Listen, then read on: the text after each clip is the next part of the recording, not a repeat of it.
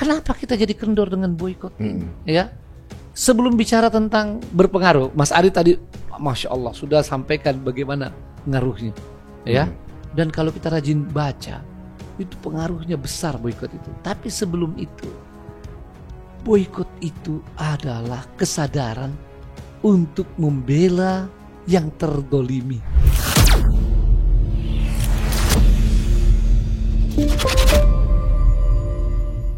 Ini sebenarnya sebuah fenomena di mana yang biasanya mereka ini jadi fans atau followers atau juga konsumen dari para public figure yang kemudian memanfaatkan database dari followers itu untuk sebagai bargaining database kepada para produk. Betul. Kan gitu kan. Sekarang sepertinya si umat yang banyak ini lagi menggigit balik seperti Ustaz bilang tadi. Ya. Mereka lagi bite back. Jadi ibaratnya lu gua idolain tapi lu gak nyuarain seperti yang gua mau. Betul. Percuma gua follow lu. Benar sekali. Akhirnya di block gitu kan. Di sosial media di block gitu. Bilang gak ngaruh. Ternyata dari algoritma berpengaruh. Berarti engagementnya menurun. Ya. Maka harga iklannya pun akan turun. Betul. Mereka. Beberapa public figure udah ada yang kemudian mend-DM mereka yang memblok dengan cara apa yang bisa kami bantu karena kami belum mengetahui apa yang sebenarnya terjadi. Jadi takut bersuara, takut salah. Betul. Apa kira-kira yang bisa saya bantu? Udah mulai begitu. Ada dua public figure yang seperti itu. Luar biasa. Menurut saya itu kejadian di luar negeri yang semestinya itu bisa dilakukan di sini gitu. Betul sekali. Boykot kita makin lemah, Ustaz. Iya. Yang dulu kayaknya boykot itu kayak tren aja. Sekarang udah mulai pada satu persatu pakai lagi produknya segala macam. Bahkan ada juga yang mungkin yang menampilkan di sosial media. Ini bagaimana, Ustaz?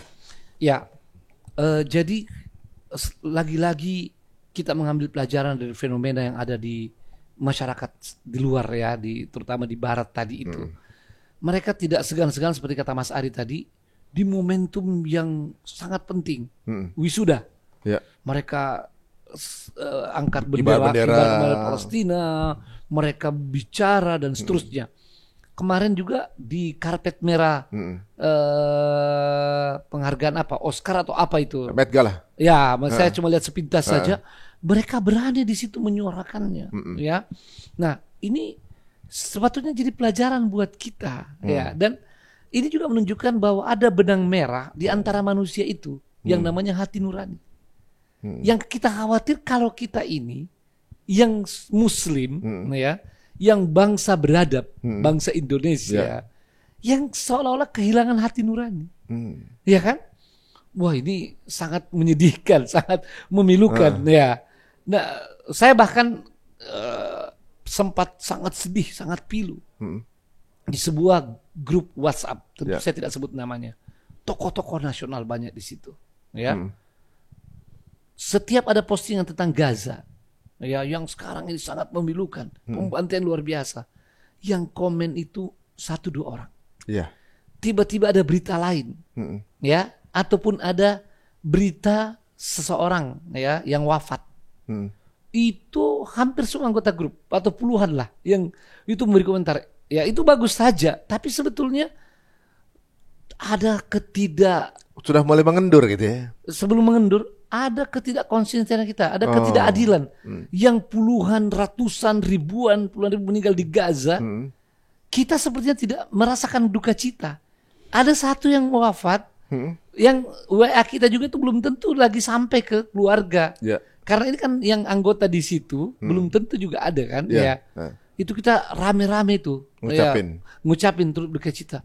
Saya tuh sempat sangat sedih ya melihat apa yang terjadi pada umat kita, pada bangsa kita ya.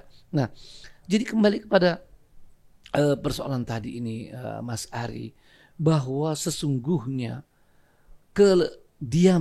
diamnya kita ya. Ini sesuatu yang harus segera kita sadari ya. Mau pelajaran apa lagi? Ya. Korban begitu banyak ya. Orang-orang sekeliling kita sudah bergerak. Sudah menyatakan sedemikian rupa pembelaannya, ya. Apalagi yang kita tunggu, termasuk boykot, ya. Kenapa kita jadi kendor dengan boykot ini, ya? Sebelum bicara tentang berpengaruh, Mas Ari tadi, masya Allah sudah sampaikan bagaimana ngaruhnya. ya. Dan kalau kita rajin baca, itu pengaruhnya besar boikot itu. Tapi sebelum itu, boikot itu adalah kesadaran untuk membela yang terdolimi, yang tertindas, membela kemanusiaan, dan menyatakan menolak, menyatakan melawan, ya, orang yang berbuat kejam, berbuat keji, walaupun karena kita tidak punya kekuatan, tidak bisa secara langsung. Ya kan? Kita tidak bisa menghentikan dia karena kita tidak punya kekuasaan. Suara kita mungkin dia tidak dengar juga. Maka boikot akan memberikan sebuah pembuktian kita ini manusia masih punya hati nurani. Ya, kita ini muslim yang pro pada kebenaran dan tidak setuju kepada penjajah dan pembantai itu. Dan karena tidak setuju, kita juga memboikot siapapun yang mendukung penjajah dan pembantai itu. Maka kalau ini pun kita dilakukan, ini mari muhasabah. Jangan-jangan hati nurani kita udah hilang, bahkan mungkin iman kita juga bisa hilang. Wa na'udzubillah min dzalik. Berarti sebenarnya kalau kita boykot itu kayak semacam bold statement, seperti semut Ibrahim berarti Ustaz ya? Ya. Jadi memang mungkin apa yang dilakukan oleh semut itu tidak bisa mematikan apinya Nabi Ibrahim, tapi cuma biar Allah tahu dia posisi di mana. Begitu saja. Persis. Jadi ketika kita boykot, memang mungkin impactnya nggak terlalu besar ke sana, tapi cuma biar Allah tahu kita ada di mana. Benar Masya Allah, benar juga Ustaz. Jadi ke sana mikirnya. Makanya yang pertama itu kita tunjukkan pada yang Maha Kuasa Allah SWT sebagai Muslim, ya. Dan kalau bukan Muslim, sebagai manusia yang punya hati nurani, ya. Tunjukkan bahwa kita tetap dengan hati nurani membela kebenaran. Itu poin yang paling penting sekali. Yang kedua, tunjukkan kepada sesama manusia. Jadi bukan kita ria. Jadi jangan ada yang salah paham. Ketika ada misalnya influencer, ada tokoh yang mengajak boikot atau menunjukkan bahwa dia boikot, ya, bukan dia mau ria, tapi dia juga pertunjukkan kepada sesama manusia yang masih punya hati nurani, menginspirasi dan ajakan kebaikan itu sangat penting. Itu yang justru harus disebarluaskan. Malah semua influencer artinya membantu menyebarluaskan hal-hal yang baik seperti ini dan bukan sebaliknya. Benar, tapi ada juga mungkin yang salah pahaman begini Ustaz. Ada yang menyangka, wow, kalau misalnya saya boykot, saya udah telanjur beli nih, kemudian saya nggak boleh pakai, saya beli lagi, saya ini dong, pengeluaran saya lebih dong, gitu. Satu itu. Dua, kalau produk tersebut saya kan, misalnya kalau saya beli, oke lah saya bantu Zionis. Tapi misalnya produk tersebut nggak beli bagaimana? Boleh dikasih, entah dikirimin atau bagaimana? Apakah saya kemudian saya konsumsi jadi dosa? Misalnya gitu. Ada pertanyaan begitu yang mungkin bukan kapasitas saya untuk menjawab itu. Baik. Walaupun bagaimana, kalau saya kan ya mau diapain, saya nggak makan juga gitu. Ini sebagai tanda sama Allah aja. Kan nggak ada yang lihat juga saya pakai atau enggak. Tapi sebenarnya kalau dikonsumsi juga kan nggak dosa. Bagaimana Ustaz? Ya, jadi ini juga pemikiran yang harus disosialisasikan di masyarakat, bahwa Islam ini agama yang tidak menyukai mubazir, ya, menyanyiakan harta. Jadi kalau sudah terlanjur beli, ya tidak masalah dipakai kalau memang kita masih perlukan. Ya, kalau nggak diperlukan ya memang jangan dipakai, simpan saja. Ya kan? Ya simpan saja. Kalau masih diperlukan pakai saja. Ya, karena ya sudah dibeli. Karena kalau tidak, terus beli lagi, itu namanya mubazir. Ya, tapi ya kalaupun kita pakai jangan ditonjolkan. Iya, jangan ini produk yang misalnya yang kita sudah punya sebelumnya. Ini bukan makanan. Kalau makanan kan langsung habis kan. Misalnya ada produk-produk yang kita sudah terlanjur beli. Nah, kita ini jangan ditonjolkan. Kalau memang kita perlu pakai, ya. Kalau perlu itu jangan ditonjolkan. Maksudnya jangan disiarkan gitu. Apalagi itu disiarkan lebih tinggi lagi. Jangan kalau bisa sedapat mungkin jangan muncul lah, jangan kelihatan lah. Sehingga tidak difahami bahwa kita ini tidak peduli pada boikot. Nah, lebih parah lagi kalau kemudian malah disiarkan, ditonjolkan. Ya, sudah pakai ya yang diboikot itu. Lalu disiarkan di medsosnya. Wah, ini lebih parah lagi dan dianggap tidak punya hati nurani. Ya, ya seperti itu. Jadi sebetulnya kalau misalnya nih ada yang ngasih hadiah, Mas, makanan atau minuman, misalnya nih, ini ijma atau mayoritas umat sudah membicarakannya. Ini umat manusia nih, ya, bahwa ini produk yang patut diboikot. Kita dikasih hadiah. Kalau masih bisa tolak, kita tolak. Kan begitu, ya. Tapi kalau memang itu sudah dikasih kita di makanan minuman, ini kan kita tinggal punya dua pilihan, dimanfaatkan atau dibuang. Ya, ini secara zatnya halal, makanan kita atau minuman. Ya, kalau dibuang mubazir. Kalau memang itu makanan dan minuman yang bermanfaat, ya, maka boleh sebetulnya kita makan. Boleh sebenarnya. Boleh, tapi usahakan jangan ada manusia yang lihat kita. Jangan ada manusia lain, karena bisa salah paham. Nanti orang menyangka kita beli. Ya kan? Padahal kita ini hanya untuk menyelamatkan daripada mubazir. Jadi maksimalkan, jangan diperlihatkan. Apalagi jangan sekali-sekali sampai muncul di medsos kita. Kalau itu, ini dianggap kita tidak punya hati nurani. Dan kalau itu maksiat, ya, ini saya perlu ingatkan. Kalau ini maksiat, saya tidak dalam rangka memvonis ini, ya. Tapi kalau itu maksiat, ini sangat berbahaya. Sebab salah satu orang yang bisa tidak diampuni, salah satu golongan yang tidak diampuni dosanya adalah al-mujahir bima'siyatihi. Orang yang melakukan maksiat, ya, lalu dia ceritakan, dia munculkan. Iya, dia melakukan maksiat sebetulnya tidak diketahui orang. Tapi dia bangga dengan maksiat itu. Ya. Nah, inilah hati-hatinya kita melakukan sesuatu yang mungkin masuk kategori maksiat atau sesuatu yang menyakiti saudara-saudara kita. Ya, jangan sampai muncul di medsos, itu sangat berbahaya. Seperti itu. Menggunakannya sih nggak apa-apa. Ya, nggak apa-apa dengan catatan tadi bahwa memang bukan kita yang beli. Benar. Dan kalau dibuang ini kan jadi mubazir. Ya. Yang menjadi masalah ketika kemudian terang-terangan dan dipublikasikan. Apalagi dipublikasikan. Soalnya akan jadi terbaca seperti sebuah statement. Betul. Nah, jadi sebuah sikap, posisi jadi seolah-olah.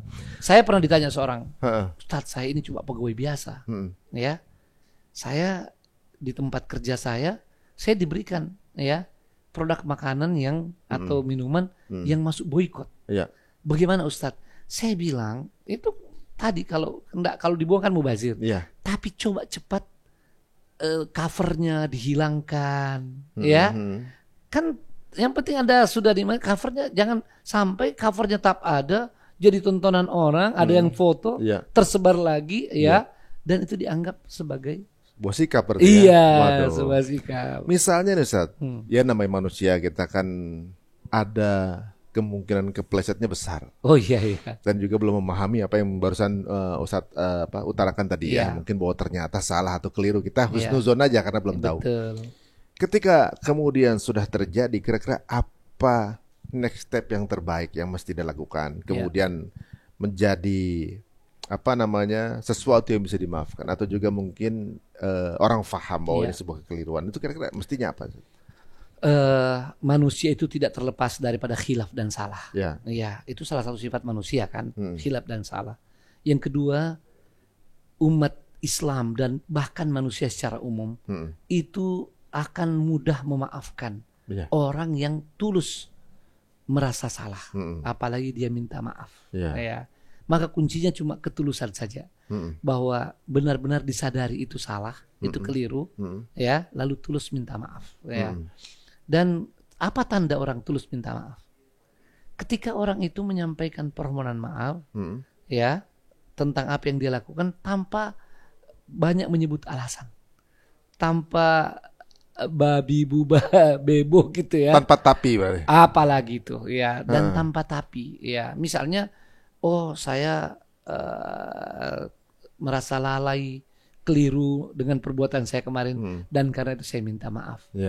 Itu kelihatan ada ketulusan, clear di situ, ya. Atau misalnya ada yang tanya, tapi kenapa kemarin waktu diingatkan malah ngeyel, membantah? Itu juga saya minta maaf karena kekurangan ilmu saya, ya. Saya malah ngeyel, padahal saya harusnya berterima kasih pada mengingatkan. Cukup, ya. Jangan lagi tambah dengan tapi. Nah, kalau seperti itu orang akan lihat ini ketulusan dan orang akan memaafkan, ya, dengan catatan memang tidak diulang lagi. Iya. Oh iya. Udah minta maaf ntar ada Iya, lagi produk lain. ya, jadi Ya, benar-benar. seperti itu. Waduh, ini luar biasa ya pengetahuan Ya. yang kita dapatkan dari Ustadz hari ini Ya. ya. Bagaimana berbagai hal yang terjadi di dunia, kemudian apa yang terjadi di Gaza dan juga apa yang terjadi di kita ini semuanya dibahas tuntas. Tapi sebelum kita menutup pembicaraan ini, ada yang saya ingin tanyakan sama Ustadz. Saat Ya. ini kan agresi di Rafah sudah terjadi. Ya. Dan ada sebuah buku yang merupakan penggambaran strategi Amerika kalau tidak salah. Saya bisa bincang dengan salah satu pakar politik juga mengatakan bahwa buku ini sepertinya menggambarkan pola yang akan dilakukan kepada Gaza. Dan di dalam buku ini adalah tata cara waktu untuk mereka melakukan pola pembersihan etnis kepada suku Indian di Amerika dan kepada Aborigin. Ya. Dan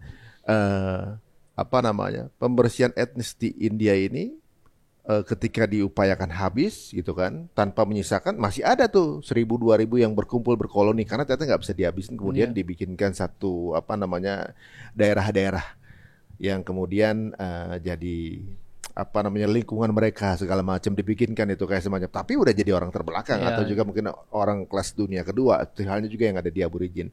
Pola ini sebenarnya sudah dijalankan sebenarnya, dan mereka merasa ini berhasil waktu itu. Akhirnya jadilah sebuah negara Amerika dan juga Australia.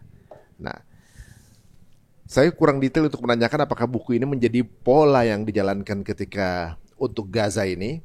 Kalau memang iya, maka ini akan jadi strategi bumi hangus atau pembersihan etnis. Ya. Mereka menyangka bahwa ya sama aja, dihabisin aja semua kayak kemarin-kemarin berhasil juga kok gitu. Tapi kan sudah berjalannya 7 bulan ini, iya. 7 bulan ini dengan korban meninggal 40.000 dan kemudian ibaratnya mungkin yang ya sekitar 200 ribuan lah yang terluka gitu ya, yang luka-luka atau juga mungkin cacat begitu. Dan menghabiskan dana peperangan sehari itu 4 triliun. Udah 7 bulan berarti kan habis banyak ini, Ustaz. Iya, betul. Jadi yang masih sehat masih 1,4. Ya. Sebenarnya kalau secara ekonomi ini bisa dibilang akan menghabiskan duit banyak. Iya. Gitu. Dan mereka membutuhkan cepat selesai. Iya. Gitu. Ternyata orang-orang Gaza tidak seperti yang ada di Indian atau yang ada di Aborigin. Mereka benar-benar orang dengan jiwa yang berbeda, dengan edukasi yang berbeda. Mereka baru menyadari ini, tapi tetap ingin menjalankan pola ini. Akhirnya mereka serang Rafah karena dipikir di sini adalah konsentrasi terbesar. Ditekan dari atas dari bawah, akan ketemu di tengah dihabisin kan gitu kan. Udah nggak lihat lagi kan rumah sakit atau apa segala macam. Nah, ada 2 pola. Kalau secara pola manusia, seperti yang mereka pikir akan habis nih etnis. Tapi kalau dari sisi keimanan kan, bahwa mereka ini adalah orang-orang yang tidak terkalahkan atau pemenang. Kalau dari sudut pandang antum bagaimana? Ya, yang pertama ini benar-benar biadab, benar-benar keji, ya. Karena pengungsi itu, orang-orang di Rafah itu kan disuruh mereka ke sana, ya kan? Ya. Tapi kemudian di sana mereka dibantai lagi, dan itu semakin menunjukkan pada kita ya betapa memang sangat biadab, sangat keji Zionis ini. Nah, tapi apakah nanti mereka akan berhasil dengan strategi itu? Kalau maksud mereka mau seperti itu, mau melakukan genosida total dan sebagainya, itu sudah kelihatan. Ya, karena bukan saja serangan udara yang terus melakukan, serangan darat, tank-tank mereka begitu banyak diarahkan ke Rafah. Ya. Tapi apakah mereka akan berhasil? Kita punya keyakinan tidak akan berhasil. Ya, ini akan mengambil begitu banyak harta benda mereka. Ya, harta benda mereka, dan mudah-mudahan ini sesuai dengan firman Allah SWT.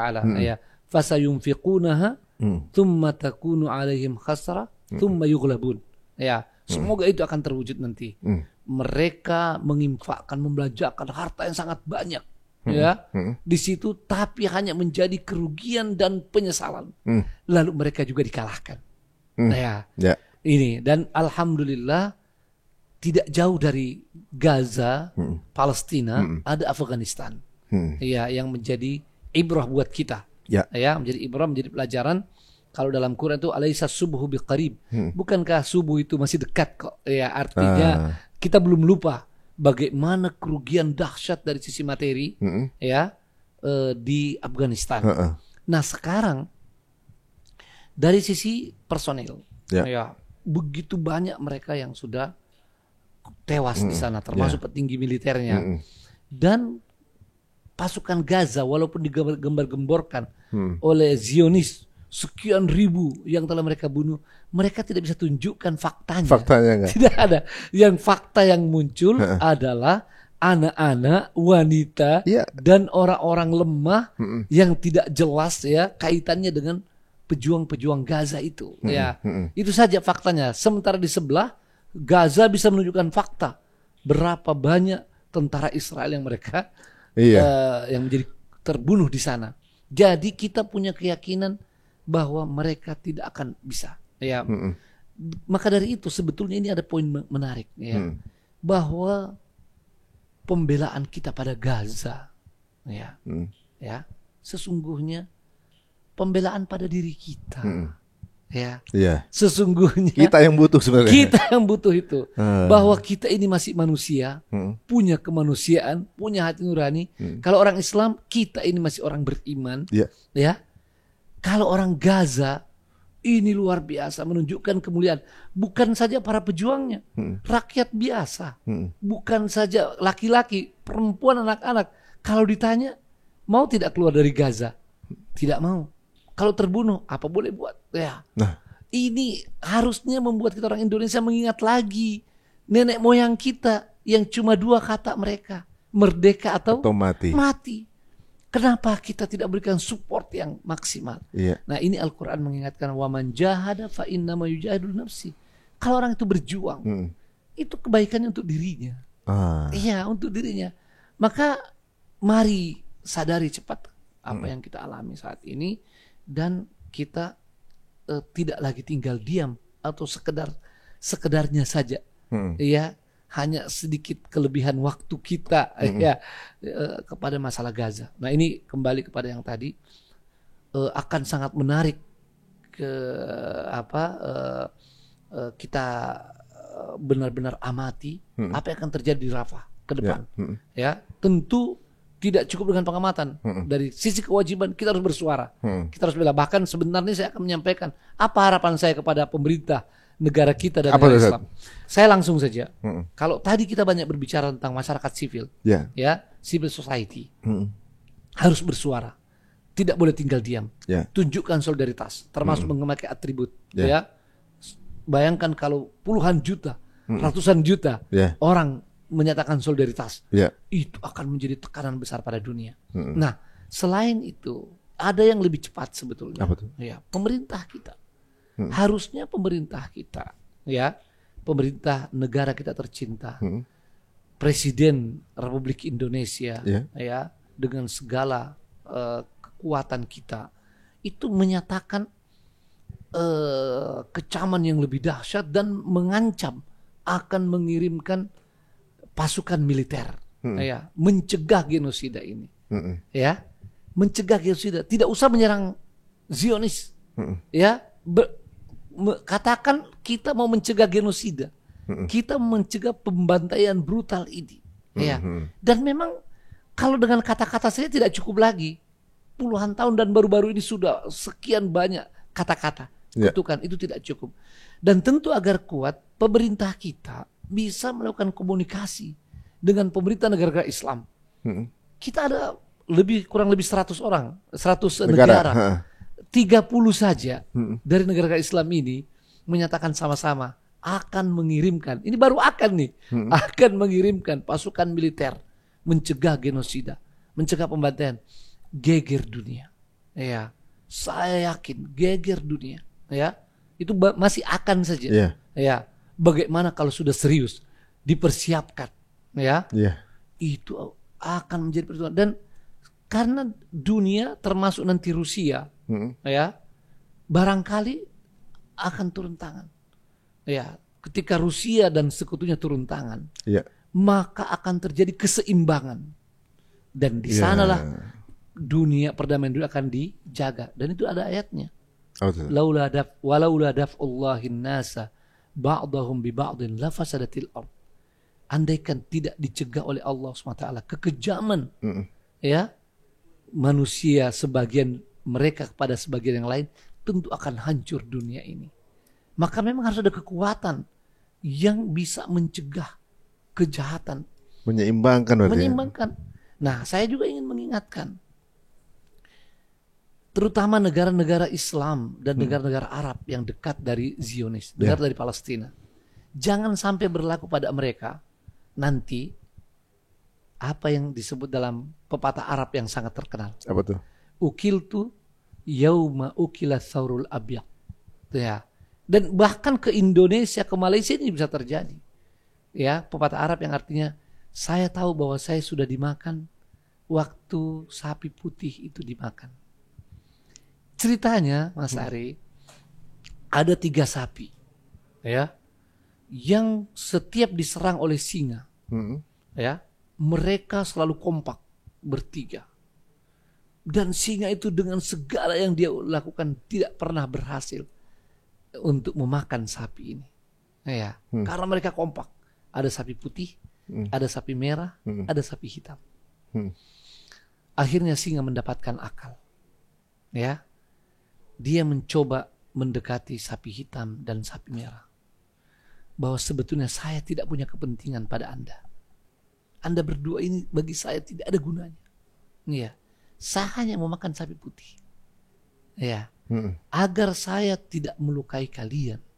Ya, dan agar ini selesai, jangan kalian halangi saya memakan sapi putih. Ya, saya hanya mau makan sapi putih. Ya, mereka terpengaruh 2 sapi ini. Dan ketika serangan singa itu ke sapi putih, mereka cuma nonton. Mereka sedih, mereka nangis. Tapi nggak ngapa-ngapain. Nggak ngapa-ngapain, ya, sedihlah mereka, tapi nggak ngapa-ngapain, ya. Mungkin juga ada di antara mereka air matanya air mata buaya, ya. Nah, setelah itu singa berhasil makan sapi putih, dan singa sudah tahu kekuatan mereka sudah berkurang. Maka ketika diserang sapi yang satu, tentu dimulai lagi dengan propaganda itu. Ternyata saya hanya mau sapi merah, sapi hitam Anda akan terus jadi kawan saya, ya. Ternyata dimakan sapi merah. Dan terakhir, singkat ceritanya, terakhir sapi hitam, ketika sapi hitam diserang, keluarlah itu ungkapan dia, ya. Ketika dia sudah diambang kematian, dia bilang ukiltu yauma ukilat telat. Iya, ukilat tsaurul abyad. Saya sebetulnya sudah dimakan ketika sapi putih itu telah dimakan. Apakah Zionis akan berhenti andaikan bisa menyelesaikan Gaza dan Palestina ini? Tidak ada jaminan. Masih belum selesai aja kedutaan Iran di Damaskus sudah dibom. Ya. Maka sebetulnya negara-negara tetangga ini bersyukur ini masih ada yang melawan, ya. Tapi tidak boleh jadi penonton. Maka kita menghimbau, ya, pemerintah negara Islam dan negara-negara Arab untuk tidak telat sadar, ya. Jangankan memikirkan keselamatan diri, membela yang tertindas, membela orang yang terbantai, ini sudah kewajiban. Tapi kalau itu belum cukup, maka ingat pesan tadi ini. Ini pesan dari orang Arab sendiri dalam pepatah Arab, ya. Kalau kalian belum cukup tergerak untuk membela saudara-saudara kalian di Palestina, bergeraklah karena untuk membela diri Anda sendiri, ya. Termasuk kita Indonesia. Apa ada jaminan nggak nyerang kita suatu saat, ya. Inilah tadi itu ayat. Kalau manusia tidak sadar, ya, untuk mencegah kekejian sebagian manusia, rusak dunia ini. Pembuat kerusakannya satu seolah-olah nggak ada yang peduli, ya, yang mau mencegahnya. Nggak ada yang mencegahnya, ya. Merasa udah jadi penguasa dunia berarti. Betul. Dan secara khusus kepada orang-orang beriman, pada negara-negara Islam kita ingatkan firman Allah SWT, walladzina kafaru ba'duhum awliya'u ba'din illa taf'aluhu takun fitnatun fil ardi wa fasadun kabir. Zionis itu dibantu oleh sekutu-sekutunya itu sudah hal yang wajar menurut Quran. Memang sekutu-sekutunya akan membela dan akan terus ya membantunya. Tapi yang diingatkan adalah orang-orang beriman. Ya, kalau kalian tidak melakukan apa yang Allah perintahkan, yakni saling membantu, ya, saling menguatkan, saling membela, maka yang terjadi takun fitnatun fil ardi wa fasadun kabir. Akan terjadi fitnah dahsyat di dunia ini dan kerusakan yang luar biasa. Masya Allah. Wal'iyadzubillah. Ya, ini Mas Ari harus bilang a'udzubillah. A'udzubillah. A'udzubillah betul. Iya, a'udzubillah ya. Astagfirullah. Karena hal yang buruk. Ya, seperti itu Mas. Waduh, luar biasa ya. Ya. Andai kesadaran ini mudah-mudahan akan terjadi sebentar lagi Amin. untuk para bangsa Arab ya, Ya. Ustaz ya. Amin. Ada ungkapan mengatakan, andai itu semua bangsa Arab pipis tenggelam itu Israel. Betul sekali. Bahkan meludah saja. Udah aja bisa Ya. tenggelam itu. Ya. Oh, masalahnya kayak Jordan, Mesir, ini kan masih belum memberikan sikap sih sebenarnya. Andaikan Arab Saudi sendiri aja bisa itu, kan kayaknya luar biasa. Ya. Persenjataan luar biasa. Sendiri aja sebenarnya bisa, Ya. gitu. Apalagi kemudian didukung oleh bangsa Arab yang Ya. lain. Kita optimis saja saat. Insya Allah. Ya. Mungkin ada satu trigger besar yang akan membuat Ya. itu terjadi. Kita nggak pernah tahu rencana Allah. Iya. Tapi Makanya kita- kalau saya itu Mas Ari, saya itu tidak mengecam negara-negara Islam ini.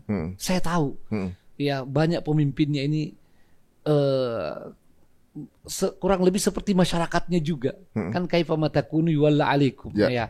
Tapi saya mendahulukan himbauan, mengajak, menyadarkan, ya, meminta presiden kita, ya, mengajak presiden dan pemimpin negara-negara Islam lainnya bersama-sama kuatkan barisan, cegah ini pembantaian, cegah genosida ini berkelanjutan, ya. Jangan sampai ini terus. Itu kita mau sampaikan dan mereka bisa, mereka kuat sebetulnya. Hanya terlanjur ketakutan itu sudah masuk sekian lama. Tapi harusnya sekarang ketakutan itu bisa dijauhkan dan bangkitlah. Iya. Dan kalau mereka bangkit, rakyatnya juga akan bangkit. Benar. Dan akan mendukung mereka. Waduh, mudah-mudahan jika 40.000 jiwa ini belum menginspirasi perlawanan ini, kita tunggu siapa tahu 50.000 jiwa. Allah. Jangan sampai tapi. Ya Allah. Mudah-mudahan baru berapa orang saja, maka kesadaran ini akan timbul. Tapi sekarang kita bisa lihat sama-sama ya Ustaz, bahwa Gaza adalah produsen pahlawan terbesar Luar di dunia biasa, sekarang betul ini. sekali. Iya. Masyarakatnya ini orang bilang, bagaimana mereka bisa melawan kalau misalnya pasukannya merasa sudah dilumpuhkan salah satu. Jangan salah, ternyata sekarang warganya daripada mati konyol, mendingan saya mati terhormat. Betul sekali. Jadi semua warga sekarang udah menjadi pahlawan semua. Betul. Siapa bilang, wah mereka akan jadi takut, kebalikannya. Betul. Malah mereka akan menjadi orang yang nothing tulus ya Ustaz ya. Benar sekali. Apalagi yang rumah udah nggak ada, Betul. keluarganya juga dihabisin, nggak ada alasan untuk nggak jadi pejuang di sana. Betul sekali. Aduh, mudah-mudahan. Dan kita sebetulnya juga punya sejarah gemilang seperti itu. Mari kita jaga pelihara, ya. Belanda aja bisa kalah. Iya, gitu. sejarah gemilang itu. Dan jangan kita kemudian sekarang kehilangan kebanggaan itu. Masya Allah, luar biasa. Ini jadi semangat lagi teman-teman semuanya. Ya, mungkin kita bisa ingatkan teman-teman yang lain juga ya. Apalagi kemarin para influencer, public figure kemudian bersatu untuk membuat satu anthem Palestina. Itu sebuah tindakan yang bisa dibilang mungkin menginspirasi. Ayo, yang punya kemampuan yang lain buat karya-karya mengenai Palestina. Waduh, jazakallah khairan Ustaz. Barakallahu fikum. Penutup Mas Ari. Siap, Ustaz. Ini yang sangat penting, komunikasi. Ya, sedikitnya suara kita dan gerakan kita karena kita ini jarang komunikasi. Andaikan kita mau ini para influencer komunikasi di antara mereka, para ulama komunikasi di antara mereka, ya, para ustadz, para tokoh-tokoh nasional komunikasi, ini akan menjadi sesuatu yang luar biasa.